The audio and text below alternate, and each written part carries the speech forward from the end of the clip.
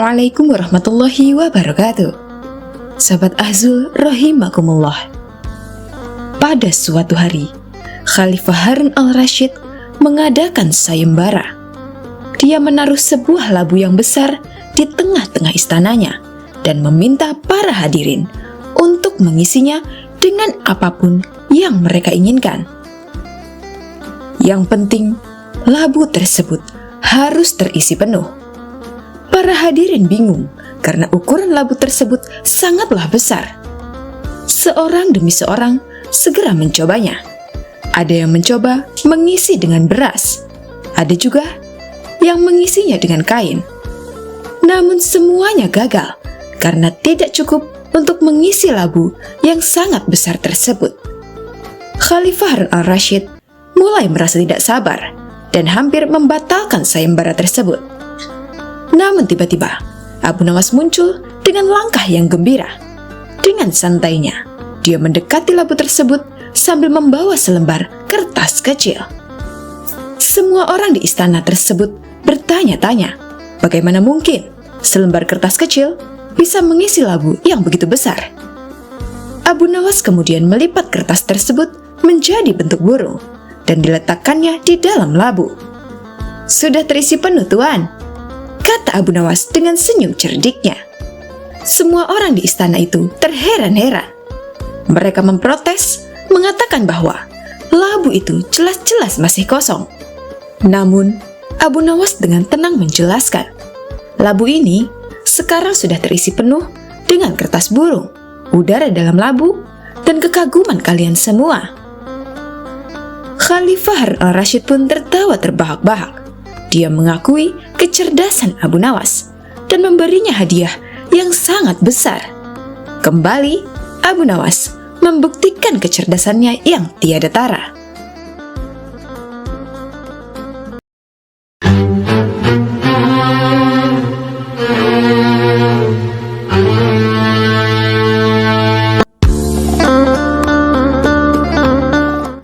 Sobat Azul rahimakumullah, Abu Nawas merupakan sosok wali sufi yang begitu sangat sederhana di balik banyaknya harta hadiah yang diperoleh dari sang raja.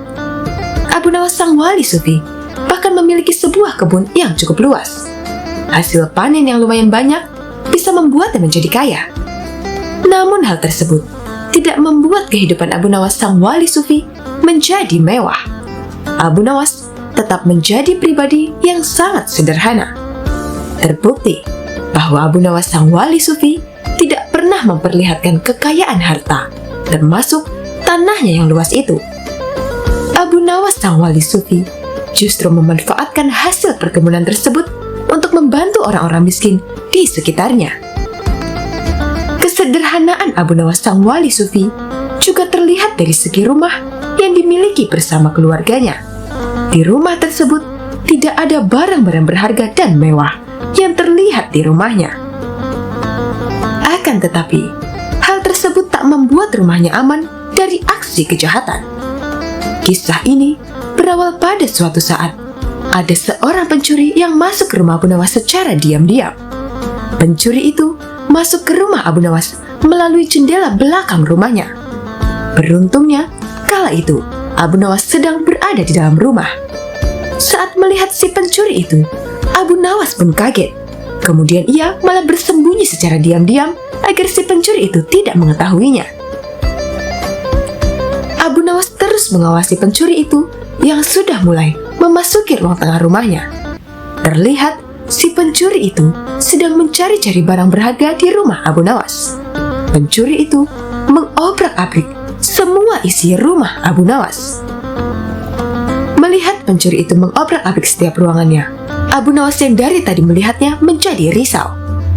Namun bukannya menyergap atau berteriak meminta tolong, Abu Nawas justru bersembunyi di dalam sebuah peti di ruangan lainnya. Tak lama kemudian, si pencuri itu mulai beranjak ke ruang di tempat Abu Nawas bersembunyi. Si pencuri kemudian tertarik ketika melihat ada sebuah peti yang lumayan besar itu. Si pencuri itu mengira jika peti itu merupakan tempat Abu Nawas menyimpan harta benda berharganya.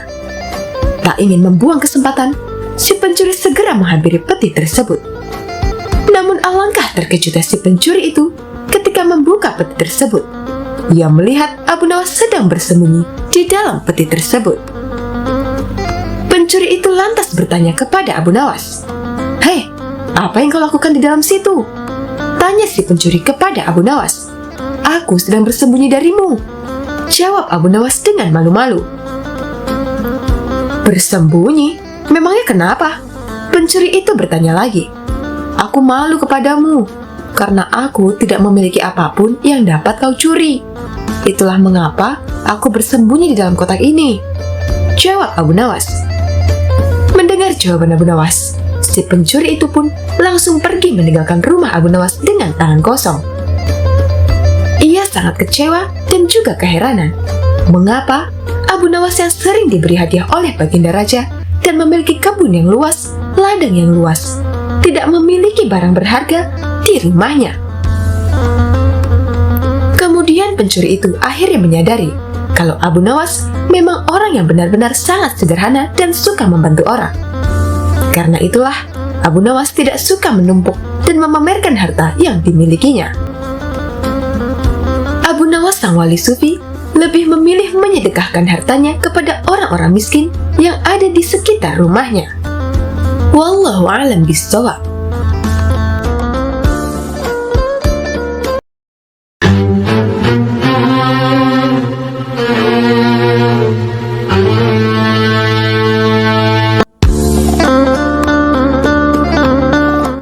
Sobat Ahzul rahimakumullah. Suatu hari Abu Nawas menemukan sekantong emas. Lalu suatu ketika, negerinya sedang mengalami masa paceklik. Banyak yang gagal panen dan pasar sepi pembeli. Ini tentu saja kondisi yang sangat mempengaruhi rakyatnya. Banyak warga yang mengalami kesusahan, termasuk Abu Nawas.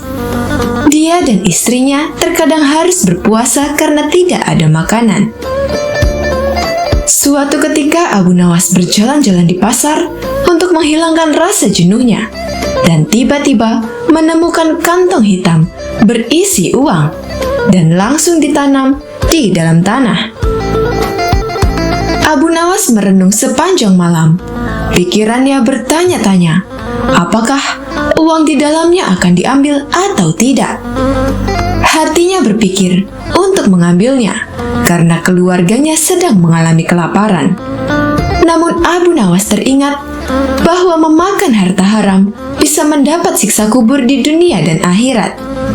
Akan tetapi, dirinya juga teringat hadis Nabi yang mengatakan, Allah Subhanahu wa Ta'ala memberimu hadiah tanpa kamu minta, maka terimalah hadiah itu, jangan kamu tolak. Kemudian infakkanlah. Ketika mengingat hadis tersebut, Abu Nawas berkata kepada dirinya sendiri, sungguhkah ini hadiah dari Allah Subhanahu wa Ta'ala? Dan hadiah itu bagi orang yang menemukan uang tersebut. Namun hal itu tidak menjadikan Abu Nawas membuka kantong temuannya dan masih menunggu barangkali pemiliknya akan datang. Hari pun berlalu dan ketika Abu Nawas kembali berjalan-jalan di pasar, ia mendengar seorang saudagar laki-laki kaya sedang mengumumkan bahwa kantongnya hilang. Wahai para penduduk negeri, barang siapa yang menemukan kantong hitam berisi uang 1000 dinar, maka kembalikanlah dengan jaminan dari Allah Subhanahu wa Ta'ala, ucap saudagar kaya itu. Mendengar hal tersebut, Abu Nawas langsung mendekati saudagar itu. Wahai Tuan, negeri kami sedang mengalami masa paceklik. Banyak di antara kami yang hidup miskin. Seumpama uang Anda ditemukan oleh orang yang mengalami kesusahan, maukah Tuan memberikan sedikit uang secara halal? Ucap Abu Nawas. Berapa yang diinginkannya? Tanya saudagar kaya itu. 1/10-nya, Tuan, jawab Abu Nawas. Aku tidak akan memberikannya sedikit pun. Jika ia tidak mengembalikannya kepadaku, maka di akhirat nanti akan kutuntut di hadapan Allah Subhanahu wa Ta'ala, ucap saudagar kaya itu. Mendengar perkataan tersebut, Abu Nawas segera kembali ke rumahnya dan menceritakan kepada istrinya bahwa ia telah menemukan pemilik kantong uang itu. "Apa yang harus aku lakukan? Apa aku harus mengembalikan uang itu?" tanya Abu Nawas kepada istrinya. Mendengar hal itu, istrinya agak marah. "Aku dan anak-anakmu telah menderita kemiskinan bersamamu selama 50 tahun. Bahkan saat ini, kita hanya mempunyai satu pakaian dan dipakai bergantian untuk sholat. Selama hidup, kita belum makan buah dan daging.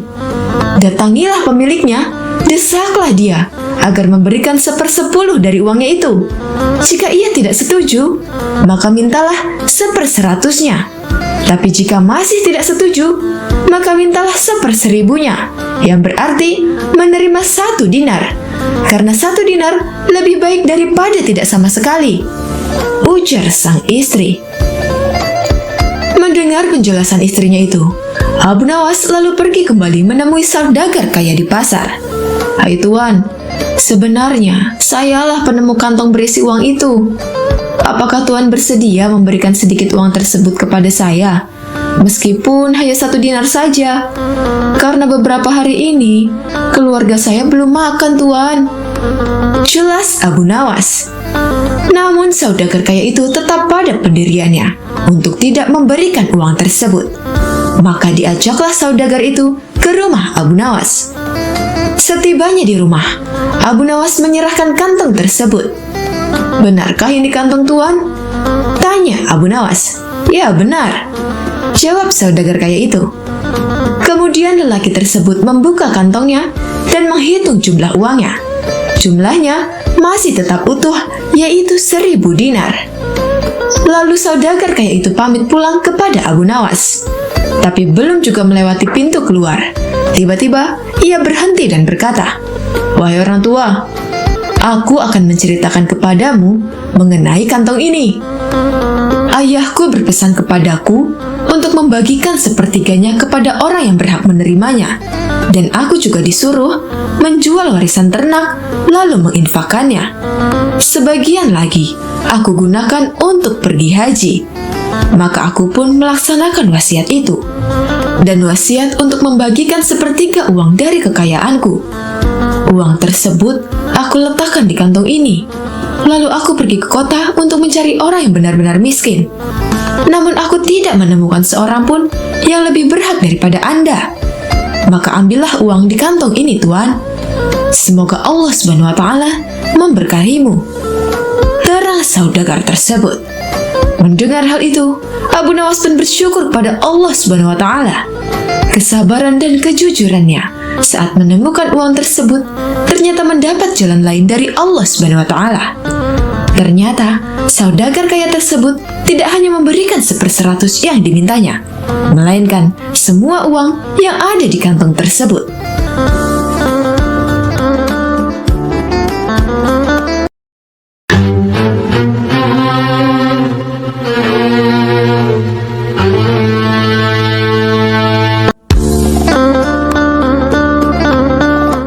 Sobat Azul rahimakumullah, Abu Nawas tertunduk sedih saat mendengar perkataan istrinya. Tadi pagi, atas perintah langsung dari raja, beberapa pengawal kerajaan membongkar dan menggali rumahnya dengan cara paksa. Istrinya memberitahukan Abu Nawas bahwa perintah untuk menggali rumahnya itu disebabkan karena raja bermimpi di bawah rumah Abu Nawas terdapat emas dan permata yang tak ternilai harganya. Tetapi setelah digali, ternyata emas dan permata itu tidak juga ditemukan. Yang membuat Abu Nawas kesal dan bersedih adalah Baginda Raja tidak meminta maaf kepadanya. Bahkan, tidak ada ganti rugi atas kerusakan yang telah dibuat orang-orang kerajaan. Lama Abu Nawas berpikir, tapi belum juga ia menemukan cara yang tepat untuk membalas perbuatan raja. Makanan yang dihidangkan oleh istrinya tidak dimakan. Malam pun tiba, tapi Abu Nawas tetap tidak beranjak dari tempat semula. Keesokan harinya, Abu Nawas melihat lalat-lalat mulai menyerbu makanan Abu Nawas yang sudah basi.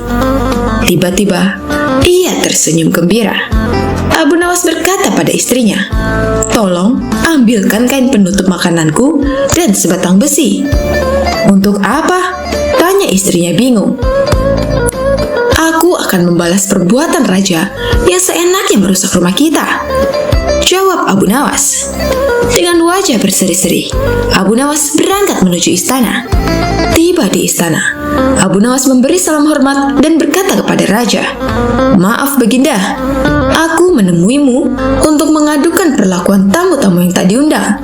Mereka memasuki rumahku tanpa izin dan berani memakan makananku." "Siapakah tamu yang tak diundang itu, wahai Abu Nawas?" tanya sang raja. "Lalat-lalat ini Baginda," kata Abu Nawas sambil membuka penutup piringnya. "Kalau bukan kepadamu, kepada siapa lagi aku harus mengadukan ketidakadilan ini?" lanjut Abu Nawas. "Keadilan seperti apa yang kamu inginkan dariku?" tanya Baginda Raja. "Aku hanya ingin mendapatkan izin tertulis dari Baginda untuk bisa menghukum lalat-lalat ini," jawab Abu Nawas. Meskipun terdengar aneh, tapi Baginda tidak bisa menolak permintaan Abu Nawas. Karena saat itu para menteri sedang berkumpul di istana. Baginda Raja merasa malu jika menolak permintaan rakyatnya. Dengan terpaksa, Raja akhirnya membuat surat izin yang isinya memperbolehkan Abu Nawas untuk memukul lalat-lalat itu dimanapun mereka hinggap. Tanpa menunda-nunda lagi, Abu Nawas segera mengusir lalat-lalat dari piringnya. Lalat-lalat itu terbang dan hinggap di sana dan sini. Dengan tongkat besi yang sudah sejak tadi dibawanya, Abu Nawas mulai mengejar dan memukul lalat-lalat itu. Seekor lalat hinggap di kaca. Abu Nawas pun memukul kaca itu hingga pecah. Begitupun dengan lalat-lalat lain yang menempel di vas bunga dan patung hias. Abu Nawas memukulkan tongkat besinya ke segala arah, sehingga sebagian perabotan istana pun menjadi hancur. Bahkan, Abu Nawas nekat memukul lalat yang kebetulan hinggap di guci sang raja. Sang raja pun tak bisa berbuat apa-apa kecuali menyadari kesalahannya karena telah merusak rumah Abu Nawas. Setelah merasa puas, Abu Nawas pun pamit pulang. Kini, barang-barang kesayangan Baginda Raja telah hancur lebur. Bukan itu saja, Raja juga merasa malu. Ia sadar betapa kelirunya berbuat semena-mena kepada Abu Nawas. Abu Nawas yang selalu lucu dan sering menghibur banyak orang itu, ternyata bisa sangat marah kepada orang yang mengganggunya. Sementara itu, Abu Nawas pulang dengan perasaan lega. Ia sudah tidak sabar ingin bercerita kepada istrinya tentang apa yang baru saja ia lakukan di istana.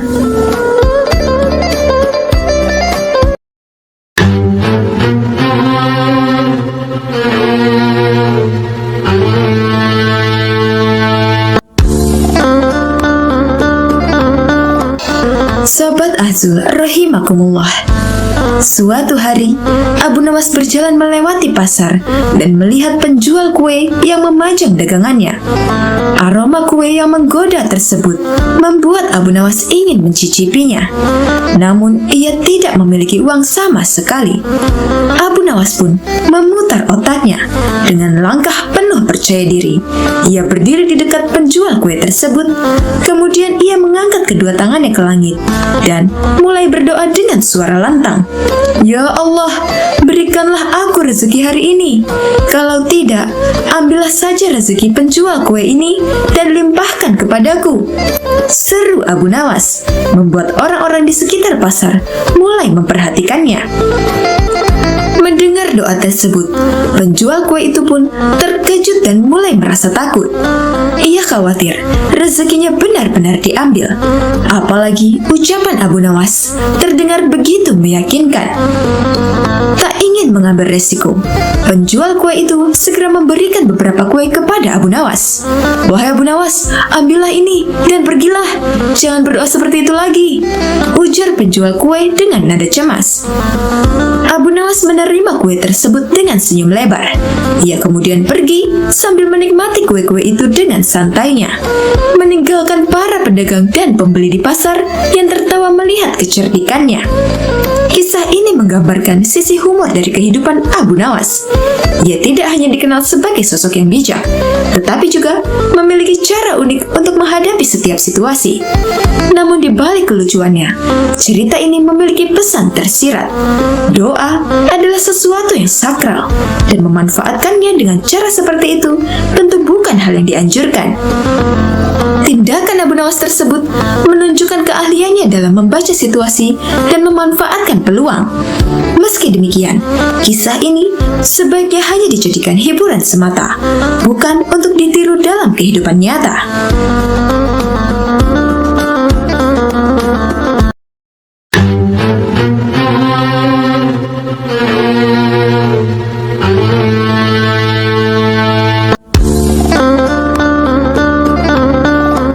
Sobat Ahzul rahimakumullah, Abu Nawas adalah tokoh sufi yang terkenal pada saat pemerintahan Raja Harun al-Rashid.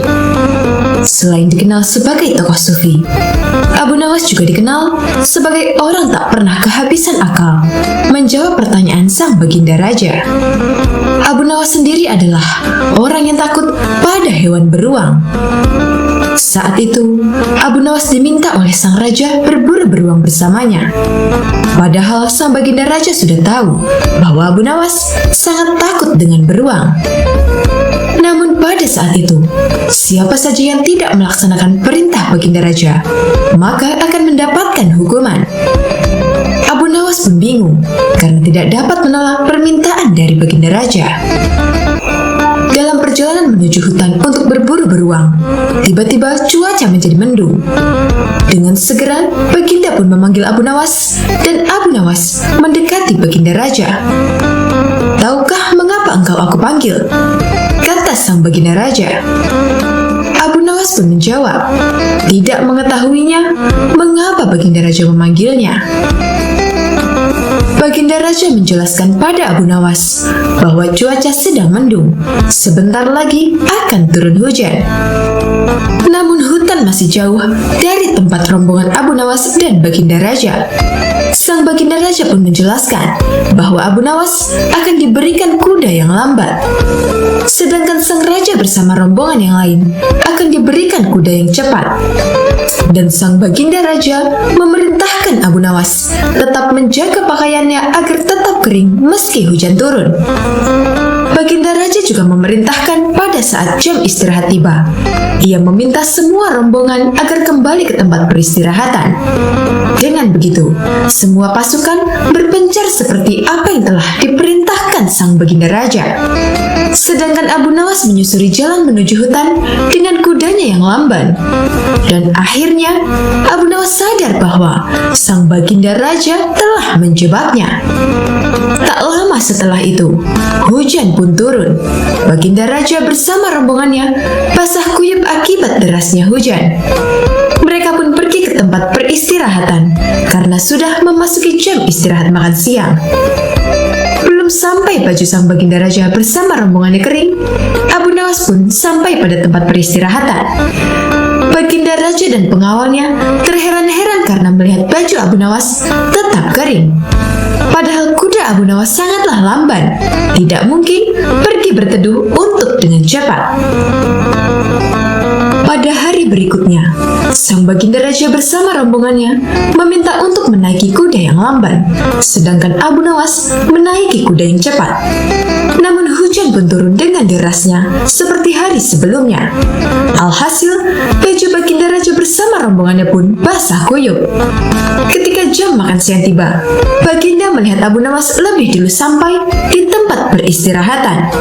Ternyata pakaian Abu Nawas tetap kering meskipun diguyur hujan yang deras. Melihat pakaian Abu Nawas yang tetap kering, baginda raja penasaran dan bertanya kepadanya. "Terus teranglah "Baiklah, wahai Abu Nawas, bagaimana cara menghindari hujan?" tanya sang baginda raja. "Mudah saja tuanku yang mulia. Hamba sebenarnya tidak menghindari hujan. Namun saat hujan turun, hamba membuka semua pakaian hamba dan melipatnya. Kemudian hamba mendudukinya. Itu yang hamba lakukan sampai hujan berhenti, sang baginda raja," ujar Abu Nawas. Baginda raja pun mengakui kecerdikan Abu Nawas. Dan itulah kesekian kalinya Abu Nawas mampu mengecoh baginda dengan akalnya.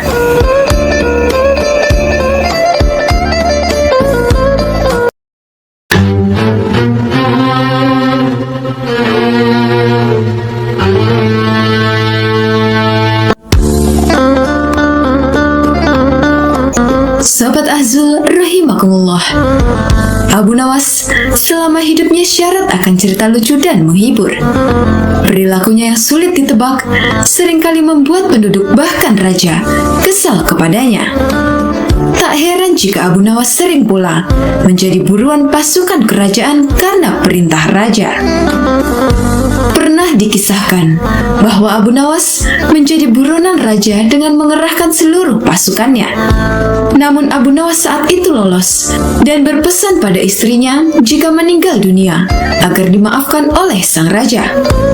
Tak hanya itu, Abu Nawas juga berpesan jika meninggal dunia agar dikafani dengan kain yang sudah lusuh.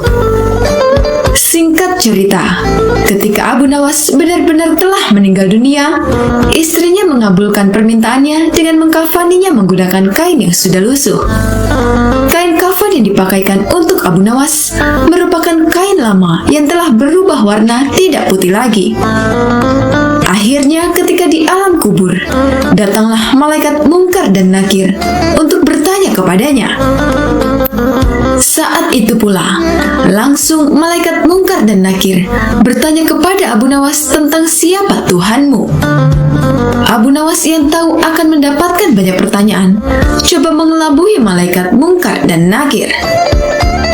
Dia berkata kepada malaikat Mungkar dan Nakir bahwa dirinya merupakan mayat lama yang tentunya sudah ditanya demikian. Abu Nawas berkata sambil menunjukkan kain kafannya yang sudah lusuh, pertanda dirinya adalah mayat lama. Malaikat pun bingung. Jika melihat kain kafan Abu Nawas, memang sudah seperti mayat lama. Namun anehnya, jika malaikat Mungkar dan Nakir melihat kuburnya, sangat jelas dia merupakan mayat baru karena galian tanahnya masih baru. Akhirnya malaikat Mungkar dan Nakir pun pergi meninggalkan Abu Nawas untuk mencari mayat baru yang lain. Demikianlah kisah lain tentang Abu Nawas yang mengelabui malaikat Mungkar dan Nakir.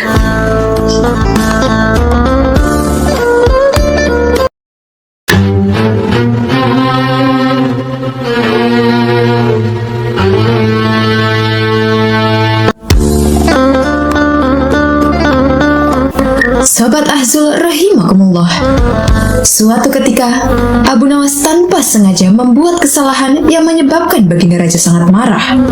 Maka saat itu juga Abu Nawas diusir dari istana dan melarang orang cerdik tersebut menginjakkan kakinya lagi di istana raja. Namun setelah berjalannya waktu, baginda raja merasa rindu dengan si cerdik Abu Nawas.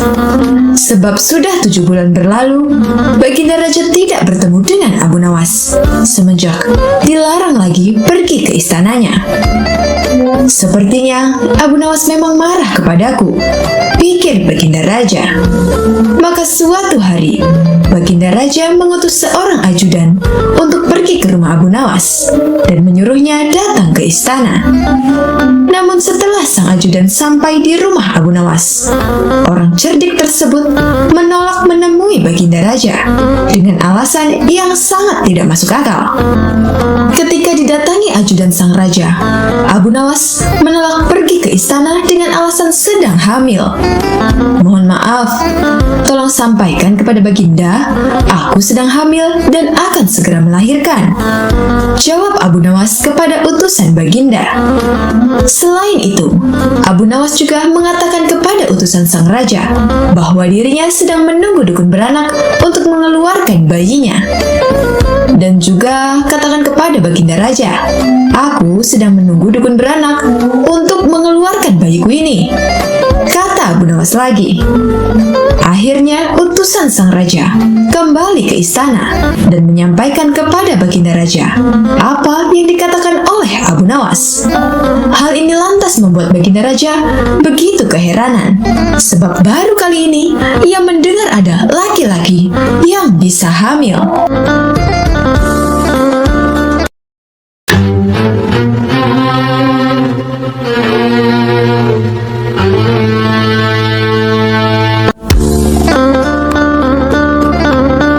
Sobat Azul rahimakumullah, berikut ini adalah kisah ketika Abu Nawas diminta untuk menjadi qadhi atau hakim oleh Raja Harun al-Rasyid. Namun Abu Nawas tidak mau diangkat.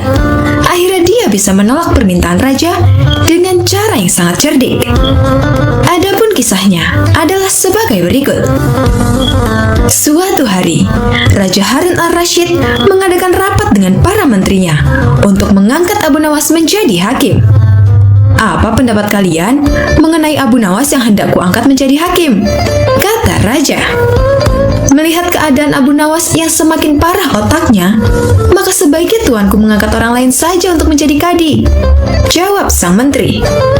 Menteri-menteri yang lain juga mengutarakan pendapat yang sama. "Tuanku, Abu Nawas telah menjadi gila. Karena itu, dia tak layak menjadi qadhi," tambah yang lain. "Baiklah, kita tunggu dulu sampai 21 hari.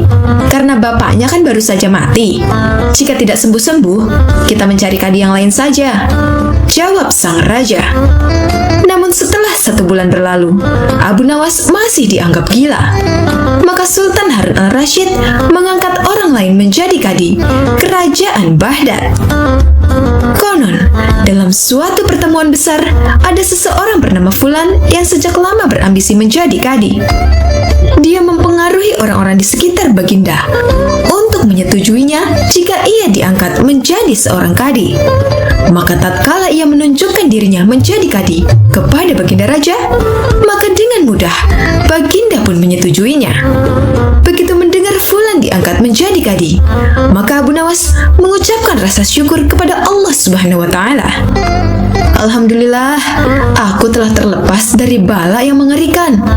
Tapi sayang sekali, kenapa harus Fulan yang jadi qadhi? Kenapa tidak yang lain saja?" ucap Abu Nawas dalam hatinya. Lalu, kisah Abu Nawas menolak menjadi qadhi dengan cara pura-pura gila bukan tanpa alasan. Beginilah kisahnya. Ketika ayah Abu Nawas sakit parah dan hendak meninggal dunia, ia panggil Abu Nawas untuk menghadap.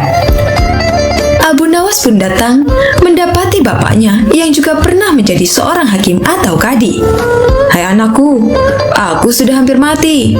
Sekarang ciumlah telinga kanan dan telinga kiriku," pinta sang bapak. Abu Nawas segera menuruti permintaan terakhir bapaknya. Ia cium telinga kanan bapaknya. Ternyata berbau harum, sedangkan di sebelah kiri berbau sangat busuk. "Bagaimana anakku? Sudah kau cium?" "Benar bapak." "Ceritakanlah dengan sejujurnya, bau kedua telingaku itu." "Aduh pak, sungguh mengherankan. Telinga bapak yang sebelah kanan berbau harum sekali, tapi yang sebelah kiri kok baunya amat busuk." "Hai anakku Abu Nawas, tahukah apa sebabnya bisa terjadi begini?" "Wahai bapakku, cobalah ceritakan kepada anakmu ini." Akhirnya sang ayah bercerita perihal yang menyebabkan telinga sebelah kiri bau dan kanan harum. "Pada suatu hari, datang 2 orang mengadukan masalahnya kepadaku. Yang seorang, aku dengarkan keluhannya. Tapi yang seorang lagi, karena aku tak suka, maka tak ku dengar pengaduannya. Inilah resiko menjadi qadhi. Jika kelak kau suka menjadi qadhi, maka kau akan mengalami hal yang sama. Namun jika kau tidak suka menjadi qadhi, maka buatlah alasan yang masuk akal agar kau tidak dipilih sebagai qadhi oleh Sultan Harun al-Rasyid. Tapi tak bisa tidak, Sultan Harun al-Rasyid pastilah tetap memilihmu sebagai qadhi," jelas sang bapak.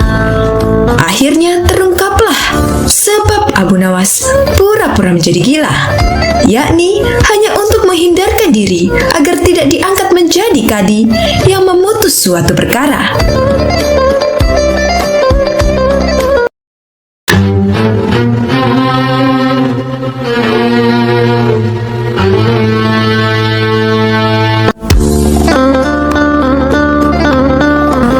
Sobat Ahzul rahimakumullah, Abu Nawas yang kita kenal merupakan tokoh jenaka yang sering membuat raja jengkel.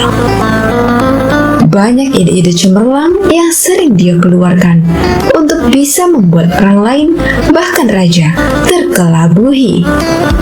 Bahkan tak jarang juga Abu Nawas mampu memecahkan persoalan-persoalan yang dialami oleh baginda raja.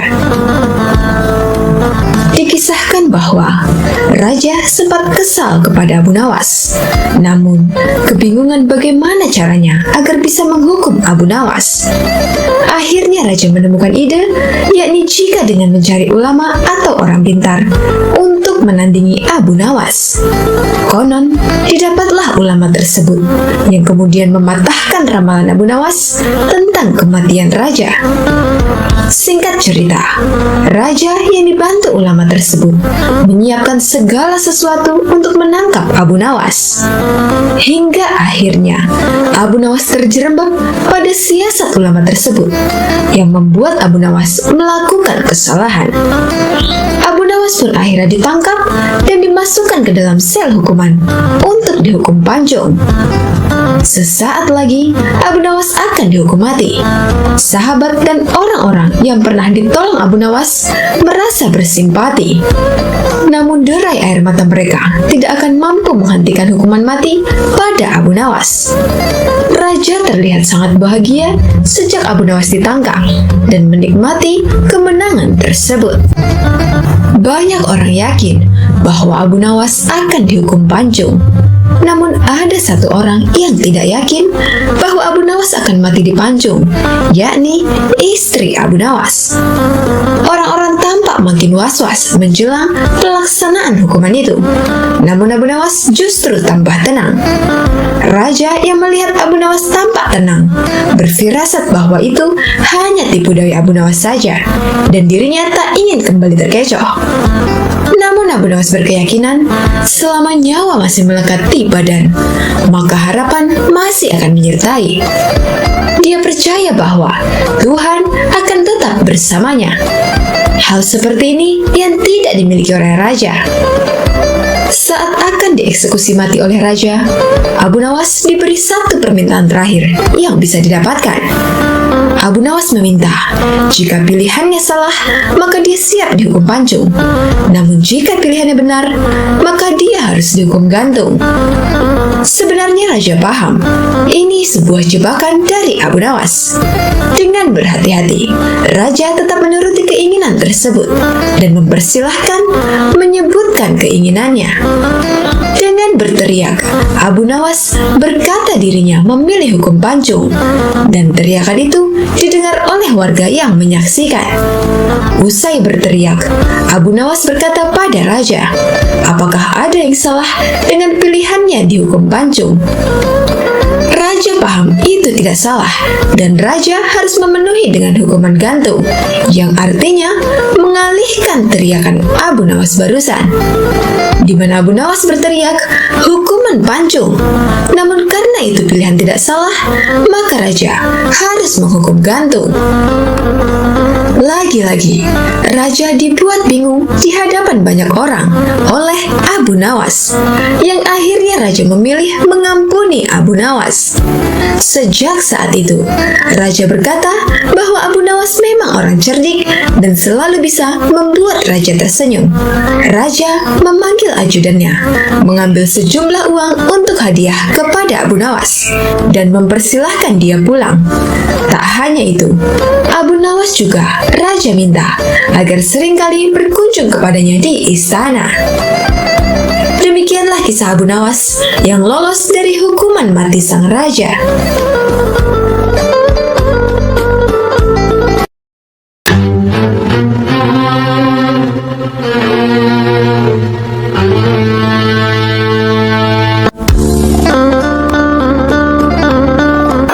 Sobat Azul rahimakumullah, siapa yang tidak kenal sosok penyair ternama dari kalangan bangsa Arab ini? Dialah Abu Nawas. Syair-syair yang digubah Abu Nawas mengandung nilai-nilai sufisme. Bahkan salah satu syairnya dibacakan setiap usai sholat Jumat. Selain dikenal sebagai penyair, pria bernama lengkap Abu Ali Al-Hasan bin Hani Al-Hakami ini juga seorang sufi. Hidup di zaman Raja Harun al-Rasyid dari dinasti Abbasiyah, Abu Nawas lebih menampakkan diri sebagai orang yang kontroversi. Bahkan di kalangan masyarakat waktu itu, dia juga dikenal sebagai penyair mabuk dan agak gila. Selain itu, Abu Nawas juga dikenal sering bertingkah konyol dan lucu. Suatu ketika, Abu Nawas memandikan keledai kesayangannya. Meskipun keledainya sangat lamban, tapi Abu Nawas sangat menyayanginya. Setelah keledai kesayangannya terlihat bersih, Abu Nawas pun kemudian berkemas dan siap-siap berangkat bepergian. Dia pun pergi dengan menunggangi keledainya. Keledai Abu Nawas sangat lamban sekali. Namun Abu Nawas tidak pernah mempermasalahkannya. Bahkan jarak yang hanya 1 kilometer saja harus ditempuh berjam-jam lamanya. Di tengah perjalanan, Abu Nawas berpapasan dengan teman lamanya. "Hai Abu Nawas, kamu mau kemana?" tanya kawan lama Abu Nawas. "Aku mau sholat Jumat di kampung tetangga," jawab Abu Nawas. Setelah mendengar jawaban Abu Nawas, kawan-kawannya heran dan tertawa. "Loh, ini kan masih hari Kamis Abu Nawas," kata temannya heran. "Iya, aku tahu. Tapi keledaiku ini amat istimewa. Dia lamban sekali kalau berjalan. Aku sudah bersyukur kalau besok keledaiku tiba tepat pada waktunya," kata Abu Nawas. Jawaban Abu Nawas membuat temannya terheran-heran karena perilaku Abu Nawas yang konyol. Itulah kisah Abu Nawas yang berangkat sholat Jumat di hari Kamis. Aneh, tapi jenaka bukan?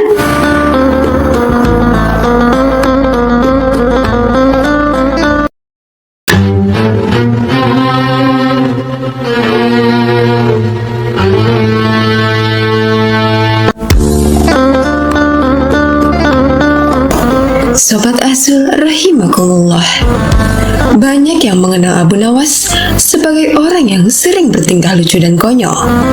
Kekonyolannya selalu hadir di waktu yang tidak diduga-duga dan selalu berhasil membuat lawannya keheranan. Namun paling sering dikisahkan adalah ketika Abu Nawas berseteru dengan pihak kerajaan. Bahkan raja pun sering dikelabuinya. Abu Nawas memiliki kegiatan atau kebiasaan mencari kayu bakar setiap harinya ke hutan. Suatu hari, ketika di hutan, Abu Nawas melihat seekor tupai yang melompat-lompat di dekatnya. Karena merasa heran, karena baru pertama kali melihat, Abu Nawas pun mencoba untuk memburunya. Setelah cukup lama memburunya, akhirnya Abu Nawas berhasil menangkap tupai tersebut. Setelah itu, Abu Nawas membungkusnya dengan karung dan kembali pulang ke rumahnya. Namun sesampainya di rumah, istrinya bertanya, soalnya pulang tak membawa kayu bakar kecuali buntelan karung. Abu Nawas pun berkata bahwa yang dia bawa adalah hewan langka yang bisa mendatangkan uang bahkan harganya mahal. Istrinya belum tahu apa yang Abu Nawas bawa. Namun Abu Nawas pamit untuk memanggil orang sekitar untuk memamerkannya. Karung tersebut dia titipkan pada istrinya tanpa boleh untuk dibuka karena sebagai kejutan dan juga bisa kabur. Ketika Abu Nawas pergi, istrinya tetap penasaran lalu diam-diam membukanya hingga akhirnya tupai itu keluar. Karena takut ketahuan Abu Nawas, istrinya pun mensiasati dengan mengisi karung tadi dengan gandum. Abu Nawas Nawas kemudian datang bersama rombongan warga dan tokoh sekitar untuk melihat hewan yang dibilangnya langka tersebut. Setelah dibuka, ternyata istrinya hanya gandum, bukan tupai yang ditangkapnya waktu di hutan. Orang-orang pun bertanya kenapa yang diperlihatkan malah buah gandum, bukan hewan langka.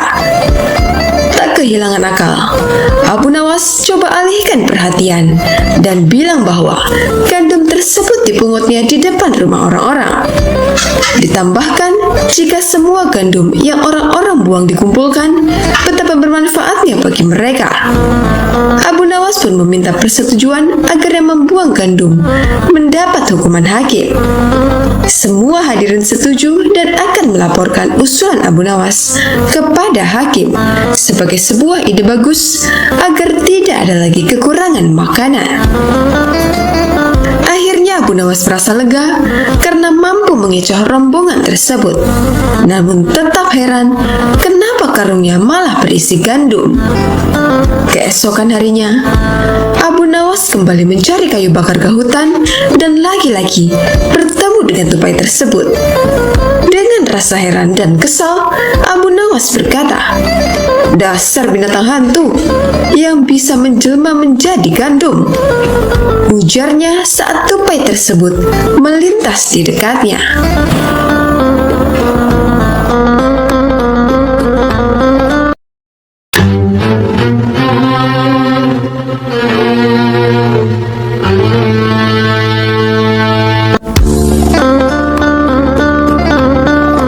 Sobat Azul rahimakumullah, kisah tentang Abu Nawas yang diusir oleh Raja Harun al-Rasyid dari Baghdad. Alasannya, Raja bermimpi buruk tentang Abu Nawas sehingga harus diasingkan dari negaranya. Namun Abu Nawas diperbolehkan kembali pulang kampung asalkan harus sesuai dengan syarat yang ditetapkan. Padahal syarat itu sangat mustahil untuk dilakukan. Namun bukan Abu Nawas bila tidak bisa melawan kemustahilan itu. Suatu malam, Baginda Raja Harun al-Rasyid mengalami mimpi yang sangat buruk. Akhirnya, Raja memanggil Abu Nawas untuk menjelaskan tentang mimpi tersebut. "Tadi malam, aku bermimpi bertemu dengan seorang laki-laki tua. Ia mengenakan jubah putih dan berkata bahwa negeri ini akan ditimpa bencana bila orang yang bernama Abu Nawas masih tetap tinggal di negeri ini. Ia harus diusir dari negeri ini sebab orang itu membawa kesialan," kata Raja kepada Abu Nawas. Hal itulah yang menyebabkan Abu Nawas diusir dari negeri Baghdad. Abu Nawas tidak berdaya dan tak habis pikir. Dia harus meninggalkan negeri Baghdad hanya karena sebuah mimpi. "Abu Nawas, kau boleh kembali ke negeri ini dengan syarat tidak boleh dengan berjalan kaki, berlari, merangkak, melompat-lompat, dan menunggang keledai atau binatang tunggangan lainnya," jelas sang raja.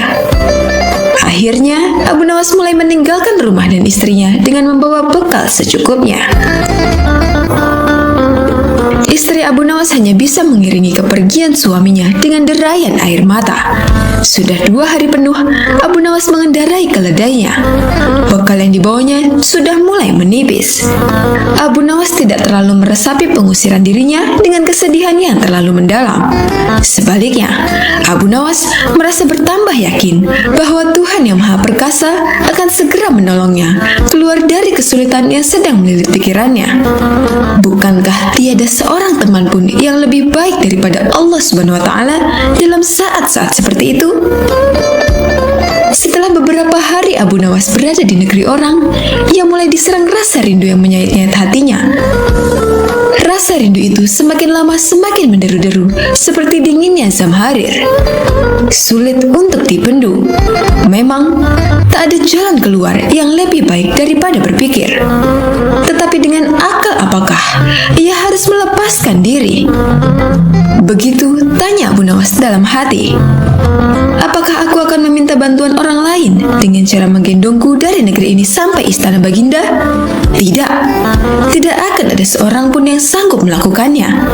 Aku harus bisa menolong diriku sendiri tanpa melibatkan orang lain.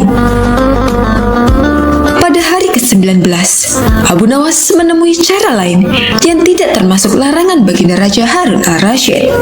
Setelah segala sesuatunya dipersiapkan, Abu Nawas berangkat menuju ke negerinya sendiri. Perasaan rindu dan senang menggumpal menjadi satu. Kerinduan yang selama ini melecut-lecut semakin menggila karena Abu Nawas tahu sudah semakin dekat dengan kampung halaman. Mengetahui Abu Nawas bisa pulang kembali, penduduk negeri sangat gembira. Kabar dan desas-desus tentang kembalinya Abu Nawas segera menyebar secepat bau semerbak bunga yang menyerbu hidung. Kabar kepulangan Abu Nawas juga sampai ke telinga Baginda Raja.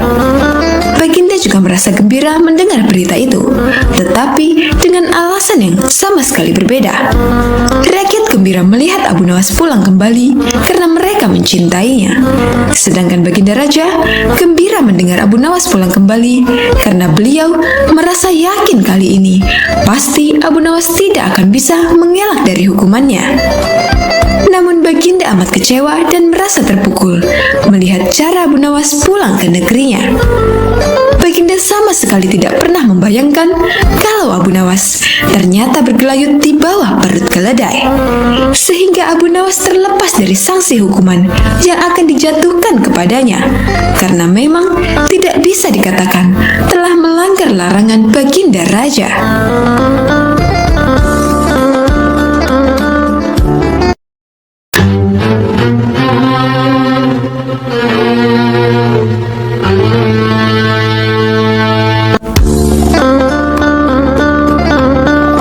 Sobat Azul rahimakumullah, Alkisah, Abu Nawas mendapat undangan untuk sebuah jamuan makan malam. Dalam undangan tersebut, dia juga diminta mengisi tausiah agama. Abu Nawas pun datang pada jamuan makan malam itu untuk menghormati tuan rumah. Namun karena datang lebih awal, Abu Nawas mendapat tempat duduk di paling depan.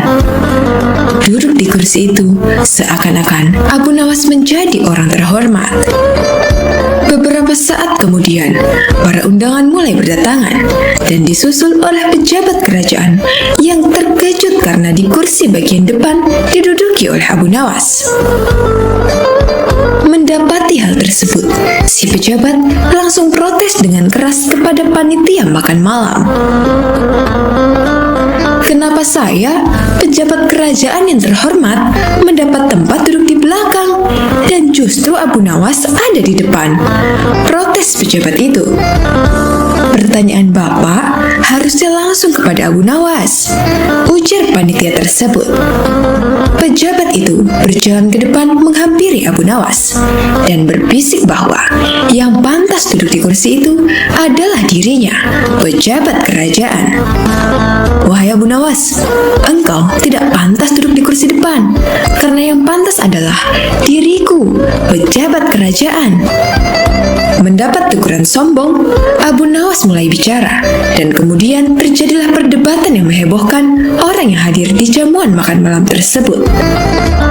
Saudara pejabat yang terhormat, Anda tidaklah lebih baik dari seorang pesulap, kata Abu Nawas. Wah, tidak bisa begitu. Saya adalah pejabat kerajaan, bukan pesulap, cetus si pejabat tegang. Sekalipun saya pesulap, ketika naik panggung, saya bisa bertindak sesuai janji. Saat saya berjanji mengubah sapu tangan menjadi kelinci, maka bim salah bim, sapu tangan itu benar-benar berubah menjadi kelinci, ujar Abu Nawas. Maksud lu bagaimana? Dan apa hubungannya? Tanya pejabat itu.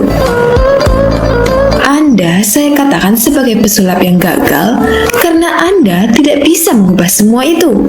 Lihatlah, ketika naik panggung, Anda berjanji merubah nasib rakyat kecil menjadi lebih baik. Tapi setelah terpilih, keadaan rakyat kecil sama saja seperti sebelum Anda terpilih menduduki jabatan itu, terang Abu Nawas. Mendapat pernyataan demikian, pejabat itu terdiam dan merasa malu. Nah, kalau Kalau begitu, mana yang lebih baik dan lebih pantas duduk di kursi paling depan? Tanya Abu Nawas. Tanpa membalas sepatah kata pun, pejabat itu mundur dan kembali duduk di kursi yang sebelumnya.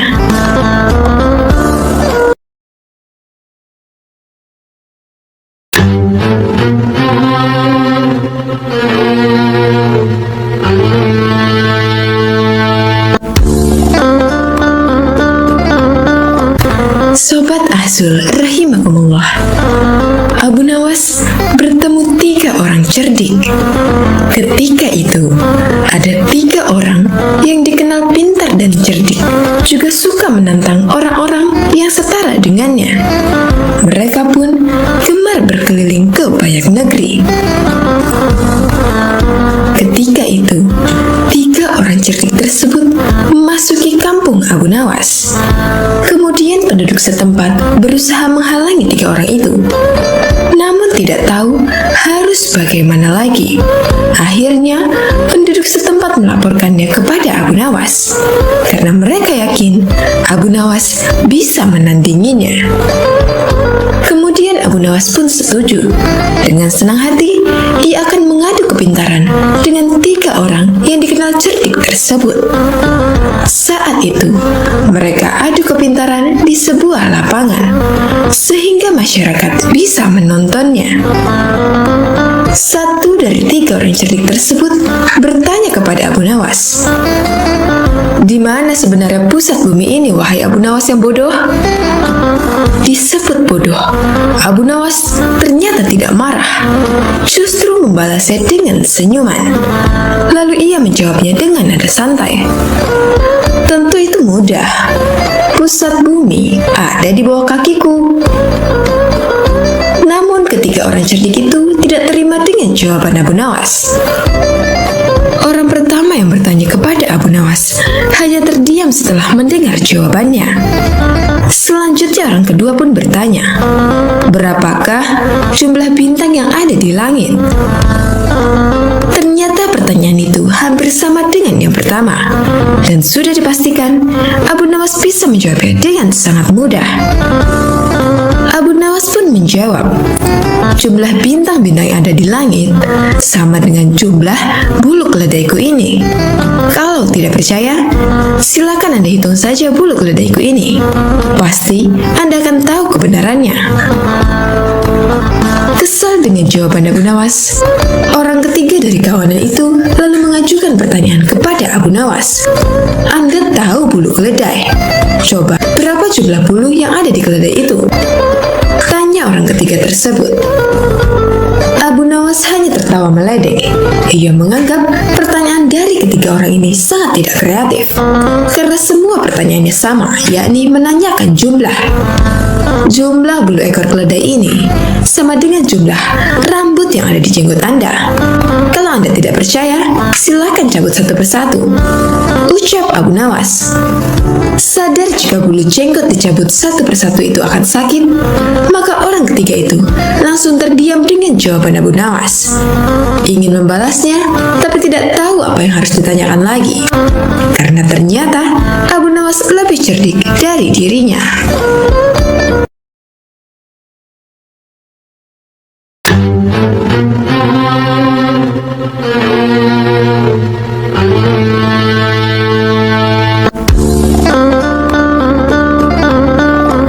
Sobat Ahzul rahimakumullah, Abu Nawas mendengar ada pencuri kambuhan di kota tempat tinggalnya.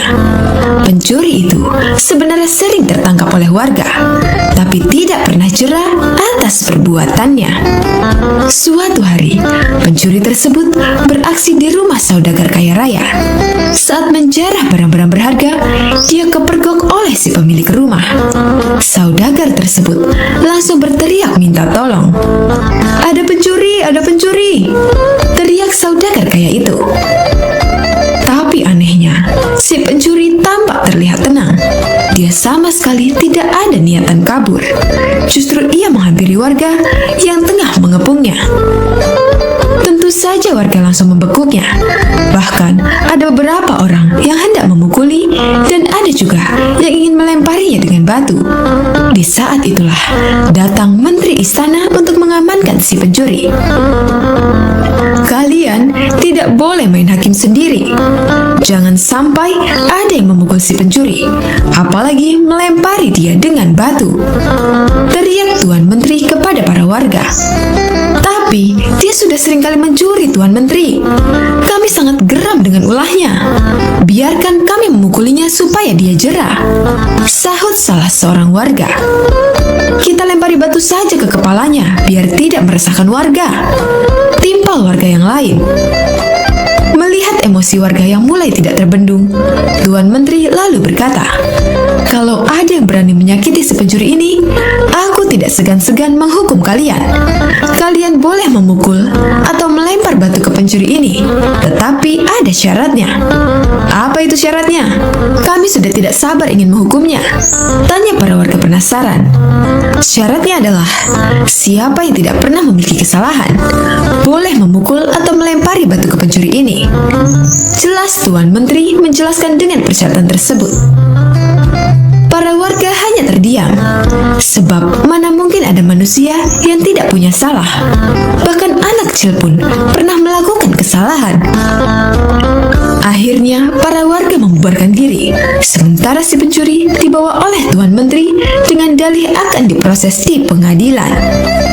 Tapi kenyataannya, di tengah jalan, si pencuri malah dibebaskan dan disuruh pulang. Usut punya usut, ternyata si pencuri adalah sahabat karib Tuan Menteri. Beberapa hari kemudian, si pencuri kembali beraksi dan setiap kali tertangkap warga, Tuan Menteri selalu datang menolong. Begitulah seterusnya hingga suatu ketika si pencuri menyatroni rumah Abu Nawas. Kebetulan saat itu, Abu Nawas baru saja mendapat hadiah emas dari Baginda Raja. Ketika si pencuri masuk ke rumah dan hendak mengambil emas tersebut, Abu Nawas keburu memergokinya. "Hai pencuri kurang ajar," ucap Abu Nawas. Bukannya kabur, si pencuri malah dengan tenang berjalan keluar meninggalkan Abu Nawas. Hal ini membuat Abu Nawas bertambah emosi. Abu Nawas lantas langsung memukul dan membekuknya. Si pencuri pun berteriak kesakitan. Mendengar ada kegaduhan di rumah Abu Nawas, warga pun segera berdatangan. "Ada apa, Abu Nawas?" tanya salah satu warga. "Orang ini hendak mencuri di rumahku," jawab Abu Nawas. "Lagi-lagi dia, seakan tidak ada kapoknya," ucap salah satu warga. "Tidak lama lagi, dia pasti akan dibebaskan oleh Tuan Menteri," ujar warga yang lain. "Kita hukum saja ramai-ramai sebelum Tuan Menteri datang," sahut warga lain. Tetapi sayangnya, niat tersebut tidak terlaksana, sebab Tuan Menteri dan para pengawal segera mendatangi rumah Abu Nawas. Tuan Menteri lalu mengamankan si pencuri dengan melepaskannya dari tangan warga. Si pencuri kini berdiri di samping Tuan Menteri. "Sudah saya peringatkan berkali-kali, kalian tidak boleh main hakim sendiri.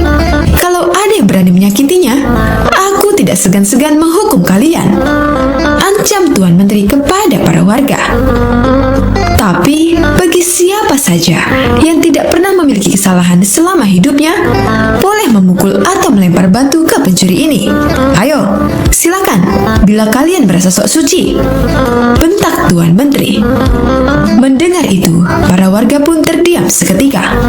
Tapi tidak bagi Abu Nawas. Diam-diam, ia mengambil 2 batu besar, lalu dilemparkan ke arah langit secara bersamaan. Saat 2 batu tersebut kembali turun ke bawah, masing-masing mengenai kepala si pencuri dan Tuan Hakim. Sontak si pencuri langsung jatuh pingsan. Dari kepalanya keluar darah bercucuran. Begitu juga dengan Tuan Menteri. Meski tidak pingsan, dia mengalami sakit yang luar biasa. Dari kepalanya hingga bercucuran darah yang cukup banyak. "Kurang ajar, siapa yang berani berbuat lancang melempar batu?" teriak Tuan Menteri penuh emosi. Dikarenakan takut menjadi sasaran amukan Tuan Menteri, orang-orang di sana lalu menunjuk bahwa Abu Nawaslah pelakunya. "Kurang ajar kau Abu Nawas, kau akan mendapat hukuman berat," bentak Tuan Menteri. "Salahku di mana? Kenapa tiba-tiba aku dihukum?" tanya Abu Nawas berpura-pura. dengan batu, jawab Tuan Menteri. Oh itu, bukankah tadi Tuan Menteri mengatakan sendiri, siapa saja yang tidak pernah bersalah selama hidupnya boleh melempari si pencuri dengan batu, balas Abu Nawas. Jadi kamu merasa kalau kamu tidak pernah berbuat salah? Jangan sok suci kamu, Abu Nawas, hardik Tuan Menteri. Justru itu, karena aku orang yang pernah berbuat salah, makanya aku minta bantuan malaikat langit. Aku berikan dia 2 batu dengan cara melemparkannya ke atas. Ketika malaikat langit mengembalikan batu itu ke bawah, ternyata yang kena bukan hanya pencuri, tapi juga Tuan Menteri ikut kena. Mungkin malaikat langit lebih tahu bila selama ini Tuan Menteri bersekongkol dengan si pencuri, kata Abu Nawas. Mendengar itu, Tuan Menteri tidak bisa berkata apa-apa, tapi memendam amarah kepada Abu Nawas. Tuan Menteri ingin menghukumnya saat itu juga, karena perkataan yang diucapkan Abu Nawas hanya dibuat-buat. Belum sempat Tuan Menteri perintahkan pengawal untuk menangkap, tiba-tiba Abu Nawas berkata lagi, kalau besok-besok dia sampai kedapatan mencuri lagi, dan Tuan Menteri menolong dengan alasan akan mengamankannya, maka batu ini bukan hanya akan aku berikan kepada malaikat langit, tapi akan aku berikan juga kepada Baginda Raja, ancam Abu Nawas. Mendengar perkataan tersebut, nyali Tuan Menteri mendadak ciut. Tuan Menteri yang tadinya bersikap garang mendadak berubah menjadi santun, sebab tahu betul berapa dekatnya Abu Nawas dengan Baginda Raja. Maafkan aku, Tuan Abu Nawas. Aku pastikan kali ini si pencuri akan mendapat hukuman, kata Tuan Menteri. Sejak saat itulah akhirnya si pencuri menjadi jera dan tidak mengulangi perbuatannya karena Tuan Menteri sudah tidak berani melindunginya.